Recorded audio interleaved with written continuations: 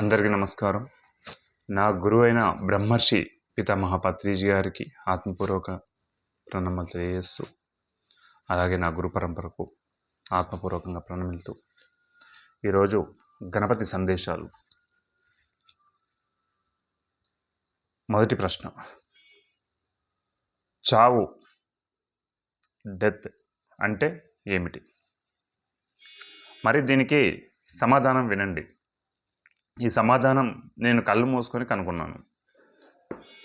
చావు నాకు కాదు అంటే ఇక్కడ నా యొక్క ఆత్మకు కాదు అని చెప్తున్నాడు. చావు అనేది ప్రస్తుత శరీరానికి మాత్రమే, ఈ యొక్క శరీరానికి మాత్రమే చావు అనేది చెప్తున్నాడు. అంటే దీని అర్థం నేను అనబడే నాకు చావు పుట్టుకలు లేవు. అంటే నేను అనబడే వివరిస్తున్నాను ఇక్కడ. నేను అనబడే ఈ యొక్క ఆత్మకి చావు మరి పుట్టుకలు కూడా లేవు. ఈ శరీరం ఒక తొడుగు మాత్రమే. కనుక వస్త్రాలను మార్చిన విధంగా నేను శరీరాలను మార్చుతున్నాను. అంటే శరీరం కాలం అయిపోగానే నేను శరీరం వదిలేసి మరొక శరీరం ధరిస్తున్నాను. కనుక నాకు చావు లేదు, అంటే ఆత్మకు చావు లేదు. నేను అనబడే నాకు చావు లేదు, కానీ శరీరానికి చావు ఉన్నది.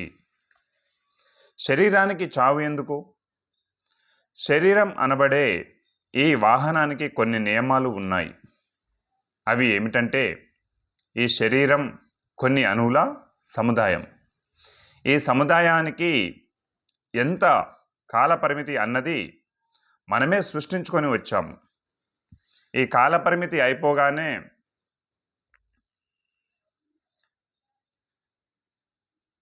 ఈ కాలపరిమితి అయిపోయిన వెంటనే వచ్చే చావును మనం రకరకాలుగా విశ్లేషణ చేసుకుంటున్నాం. కానీ వాస్తవం ఏమిటంటే, చావు అనేది నేను అనబడే నాకు కాదు, ఈ శరీరానికి మాత్రమే.